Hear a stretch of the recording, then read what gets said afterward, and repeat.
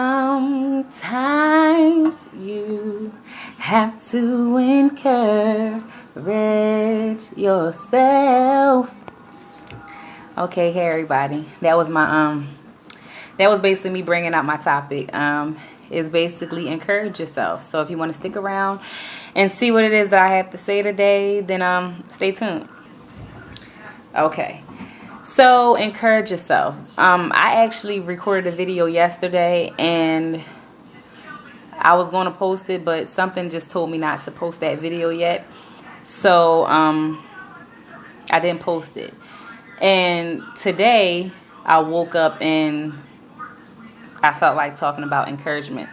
You encouraging yourself, you having supportive people around to encourage you. Whether it be friends or family members, you just have some type of support system that will encourage you. So that's kind of why I want to stick on that today. It's not really, I don't want to go too far into things. And I know in the video yesterday I was rambling. So I was like, you know what? I'm going to start off with this. So encourage yourself. The reason why this topic sticks out to me is because I feel like a lot of times we look for other people. And I mean, yeah, you want support and you want, it's nice to have people around to encourage you. But we often look for that encouragement from other people instead of us trying to encourage ourselves first. And this necessarily isn't just for women. This is for humans in general, people in general. Like we all look for other people to tell us about ourselves. In all actuality, that's where you got to start at when you're trying to make changes in your life. You have to encourage yourself. So we can simply say something like going to school. You know how, sometimes this is just focusing on someone who's recently graduated out of high school. You want to take that year off. You don't want to go back to school. Or you took that year off and now that the next year has come around and you're just like, look, I've been enjoying the year off that I had from high school. I don't really want to go back. I'll just work. Somewhere down inside yourself, you need to find some type of encouragement. You need to find some type of drive to get that going, because if you don't encourage yourself, how can you really expect anyone else to encourage you? That's just like if you don't love yourself, how can you expect someone to love you? But that's another topic, a different day. So encouraging yourself. That's basically, what I have to say for that. Sorry. Another thing I can say about you just encouraging yourself, I feel like a lot of us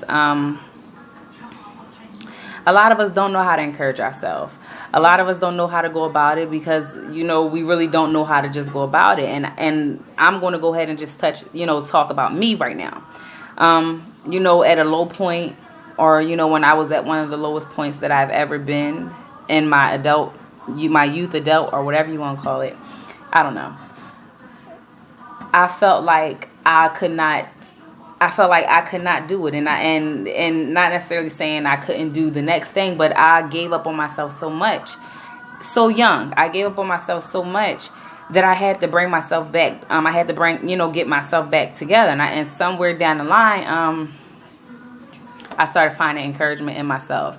And one of the first things I started doing was I started doing a lot of research online about, and I know some people probably don't agree with me, or some people probably don't, just like some people don't go to therapists because they feel like they don't need to talk to somebody. But however, I went online and I used to read different things on how to encourage yourself.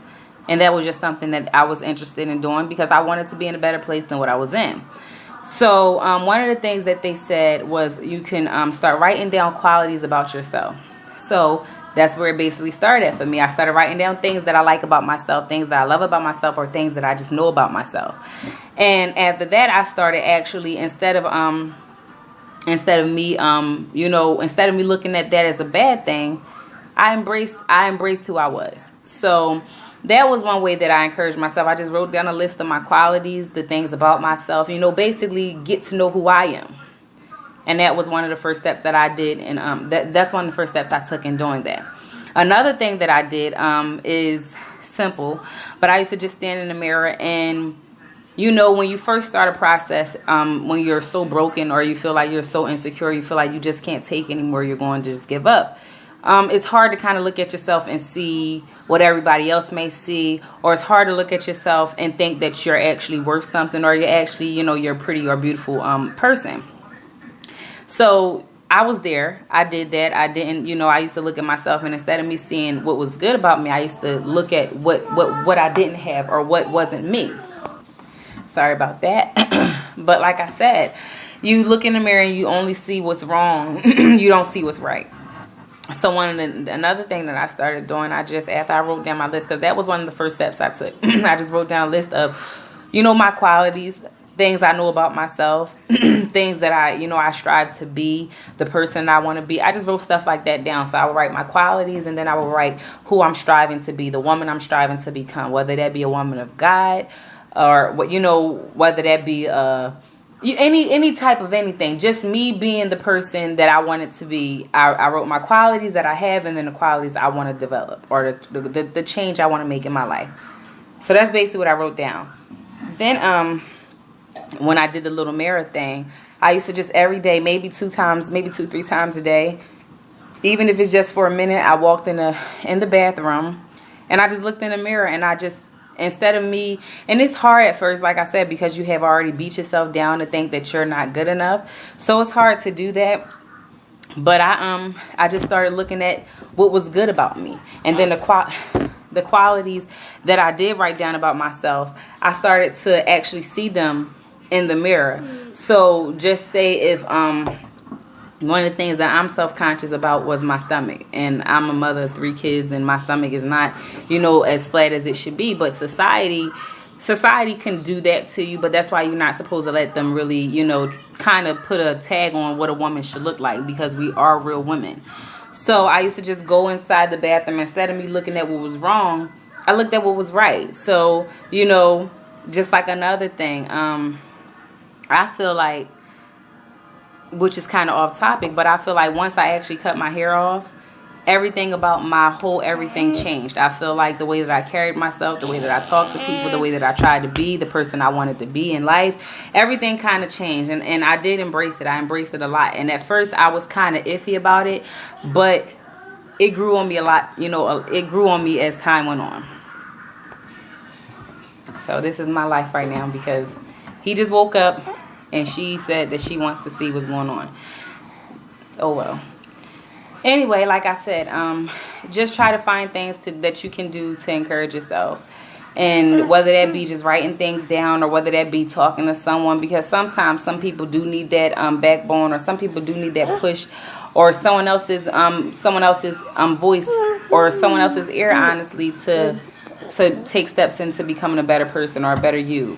And I feel like one of the first things that we have to do as women, as people, period, is just learn how to encourage ourselves and not seek for another person's word of encouragement.